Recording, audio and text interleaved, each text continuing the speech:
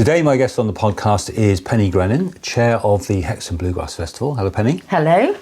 What can you tell me about the festival? Well, the festival's coming up this coming weekend. We've extended it, so it is running all day Saturday, all day Sunday, but we're kicking off with a big jam. We're calling it the Big Jam Session in the bandstand on Friday night. So that's Friday the 25th of July at 6 o'clock. And then there's a hoedown. And then we've got music in the park between 12 and it will close down around 7:30 or 8 o'clock on both days, on Saturday and Sunday, and it's all free. There'll be 2 tent stages, the top tent and then the bandstand. But we're also running some workshops on the Saturday morning at the Queen's Hall and on the Sunday morning at Core Music.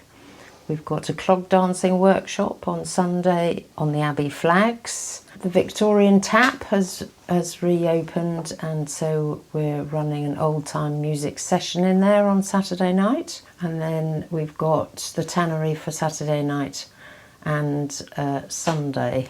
So we can't expand any more into the park. The Seal Grounds are a fantastic venue and absolutely sufficient to our needs.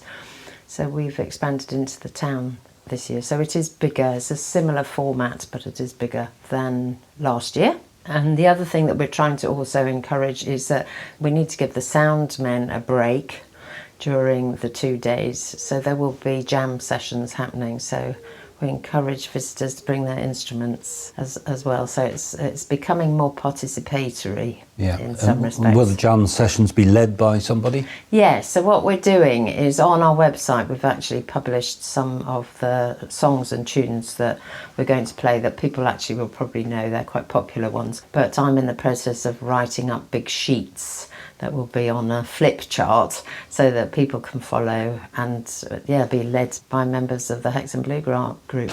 Yeah, and what's the website address? The website address is easiest if people just Google Hexham Bluegrass Festival 2025 and it will take you to that, but it's Bluegrass in Hexham. So then on all the details of the programme, we will have a published programme available on site at the weekend, and I'm also writing out big boards that say what's on at each stage. And there's lots of posters around the town which have got that address on it. Now, I think it's important to say that the festival is free, so all the workshops and sessions are free for people to attend. Yes, the only paying event is the hoedown at the community centre at 7 o'clock on Friday, and it's advisable to buy tickets in advance. And that's a modest amount of money because it's just to cover the cost of the hire of the community centre room. So we got a grant to pay for the cost of hiring Core Music. The Queen's Hall have given us the venue for free. So in the main we don't have to pay for venues, but that's why there's a cost attached to the hoedown. Mm-hmm. But you do have to pay for the artists. Yes, and we've raised money in order to do that. We pay all the artists and we pay the sound man, and so there are costs attached to the festival, but because it's in the Seal Grounds, you can't charge people. It's a public space, and it's sort of a matter of the bandstand and that the park is a public space, and the whole town should be able to access it for free. Logistically, how you would ticket, I've no idea because of the public space. So we're really fortunate that our costs actually are relatively low for the size of the event because we don't have to pay to hire anywhere. And I also see from the website that you have a couple of songwriting workshops. Is that the new development? I don't remember that from last year. Or am I mistaken? Yes. We've got Sarah Jane Scooton doing a workshop at 11:30 on Sunday. So what we're looking at is we've obviously looked at the lineup, and so there are some musicians who actually run workshops as well, which is actually fantastic because they're so able but experienced at teaching as well. And so, for example, we've got the fiddle workshop is with Niles Krieger, and he's in the Often Heard. Tom Kimber is doing mandolin. He's performing with Ponsalius. So there's all these people who are already here And then we say, do you want to run a workshop? And then see what they come up with. It sort of programs itself in a way. But last year, the workshops, there were only 2 on the Sunday morning, and they were hugely well attended. So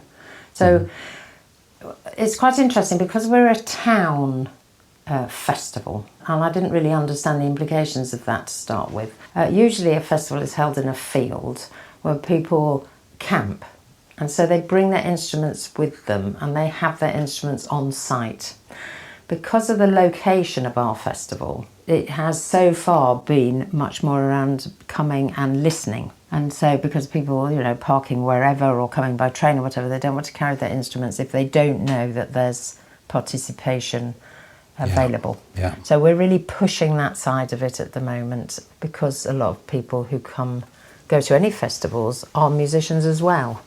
So it's an area that we've begun to understand. And so the workshop element of it, I expect that will expand, as well as the sessions. So to be clear, there's jam sessions on both days. There's a jam session on Friday at 6. Right. There's a jam session as part of the programme when the soundman's having a cup of tea and a sit down on Saturday. And then down at the tannery on Sunday night, it's a big jam session. Right. So there's a jam session Yeah. in different locations. Well, 2 at the bandstand and 1 at the tannery. Yeah. So anybody can come along. And even if people are just beginning, sessions are such a good way to learn how to play along with people. Mm-hmm. And there'll be so many people there that if you make a mistake, it doesn't matter. No. And the workshops are on the Sunday? No, the workshops are on Saturday morning and Sunday morning. Saturday morning at the Queen's Hall. Mm-hmm. Yeah, before the music starts in the park. Yeah. And on Sunday morning at Core Music. Now, you mentioned Tom Kimber and The Often Heard. Mm-hmm. These are local bands. Any other local names that we can look forward to? Yes, it's quite a nice mix, actually, of local and... Well, when we talk about local, there's the Hexham Bluegrass Band are playing, Tanner's Yard are playing, the Tyne Valley Ramblers are playing, and they're the local bluegrass bands. Then we've got Vince Taylor, he comes from Newcastle, so it's extended into Newcastle. We've got Jed Grimes, who's actually local in terms of regional, and then we've got people from outside. So we do really... Our ambition is to sort of build a big foundation for bluegrass that extends out from Hexham and into Hexham. Mm-hmm. And I think that the lineup describes that quite nicely. Yeah. So it's not just like we've got a venue, so let's put something on, and then nobody has any relationship with it. The fact that there are, I would say probably 20 or 25 active bluegrass musicians in various lineups who live in Hexham or in the environment, who come to Hexham to play bluegrass all the year round. So it's not just a parachute in and out we go. So we want to support local and regional musicians as well as international ones. So one band you forgot to mention is your own, Cherry Pickers. Oh yes, I did, yes. Yes, that's true. Cherry Pickers are... How modest of me. How modest, yes. Yes. They're kind of bluegrass, aren't they, Cherry Pickers? So I feel justified in asking you this question. What is it about bluegrass in Hexham? Well, what is it? Well, actually, I just make a point about the Cherry Pickers. The Cherry Pickers are not a bluegrass band, but one of the things I haven't mentioned so far is that the Bluegrass Festival is now called Bluegrass and Americana. Uh-huh. And anybody who inhabits the musical world will know across the piece there are endless debates about folk, contemporary folk, new grass, bluegrass, Americana, gospel, soul. It spills over because they're live traditions, and so they change over time. Blue Lass write a lot of their own material. They're women in a bluegrass band, and it's called New Grass because a lot of the material of the old bluegrass is deeply misogynistic and all sung by men. So, you know, it's become it's a live thing. To come back to your question that I've forgotten. What is it about bluegrass in Hexham? What is it about bluegrass in Hexham? Well, it is that it came out of core music, really. So that was a sort of music cooperative, not quite, but a community interest company. And basically, there's a big tradition of folk, anyway, in Hexham that predates everybody, really. Folk work sort of came out of Hexham. So there's a big musical base here of that sort of playing. And what I mean is playing together, playing tunes, sessions. I mean, there's lots of sessions still running in the town. Some new people came in who, well, not even new people. People said, well, I play tunes. I think it started actually with a dulcimer tutor who worked in Acomb. No, lived in Acomb and did work at Core Music. And he said, well, the dulcimer is part of the sort of Appalachian tradition. He started playing those sorts of tunes. And because they weren't a million miles away, because they obviously originated with the diaspora going to the States, that lots of folkies joined in with that, and it became something that we all did together. And I actually can't remember how long ago it was that this happened, but quite a few years.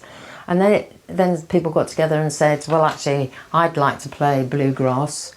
And then we got, one of the big drivers is Rupert Hughes from the Often Heard, who plays all sorts of stuff. And then Niles joined in, and he's from New England, that sort of American, he's a fiddle player. So people came to the town, and there was already this sort of mix and foundation.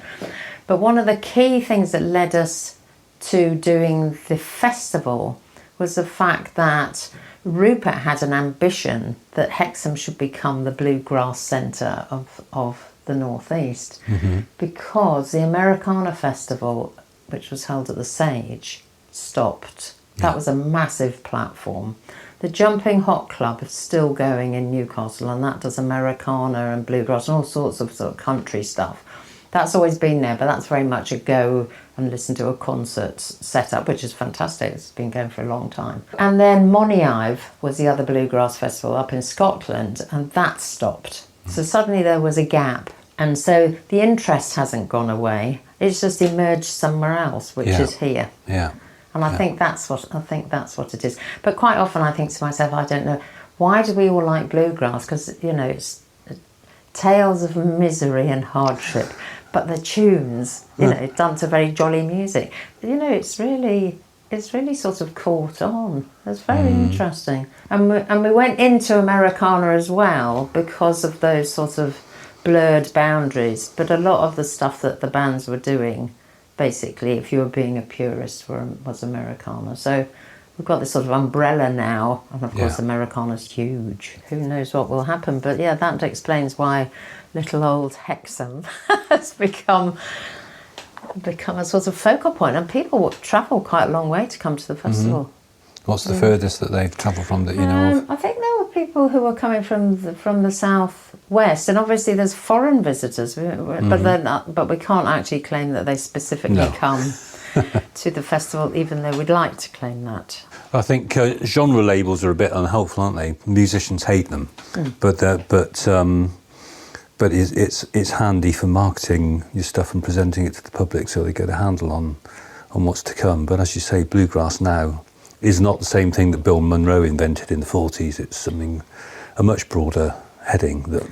I think there's music in the festival that will appeal to most people, not just purists of bluegrass music. Yeah, absolutely. And I think that's really important. And I think that's where the genres do themselves a disservice, really. I understand, you know, because the categories of music are so huge, but they become quite fixed. And people quite often ask me, so I write my own stuff and record, and they say, what sort of music do you do? And I do all sorts, because that's what I write.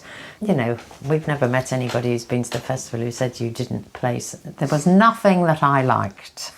So hopefully, you know, people just come down and have a listen, and you know, they can go off and have a cup of tea because there's no ticketing, or, you know, it's a public space, and We Yeah. really do welcome families and anybody. It's for the town. It's really important. And I think the music's for the town. Yeah. So. And we've got plenty of cafes and restaurants and coffee shops for people to keep themselves going during the entire weekend.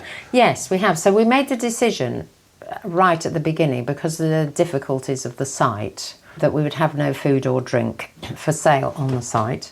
There's various covenants on that land. But because it's just walking distance, I mean, people can bring a picnic, but yeah, there's so many places where people can buy food. And actually what we do want is for the town to own the festival. And the way that happens is if people have got some sort of investment in it. And so after the first year, we did a little sort of ad hoc survey of local businesses, and people said that the town was absolutely buzzing, you know, because it's 2 full days is a lot of music. Why wouldn't you wander off to a charity shop or a cafe or go and do your weekly shop or whatever it is that you want to do? And so it did stimulate the local economy. And we got this really nice message from somebody who runs a hairdressing business, and they said, obviously being a hairdresser, my business didn't increase at all, because it's all obviously you have to make an appointment to have your hair done. But to see the town so alive was a joy. Yeah. And so the fact that it's a hop and a skip to your nearest watering hole and shop is a joy. Well, we've got about 20 bands, I think, at a rough count, to look forward to, and I think there's something there for everyone. So just keep our fingers crossed for the weather. Yes, but do not be downhearted, because apart from the fact, unless we're really unlucky, it's been quite sporadic rain. The canopy of the trees is phenomenal. Yeah.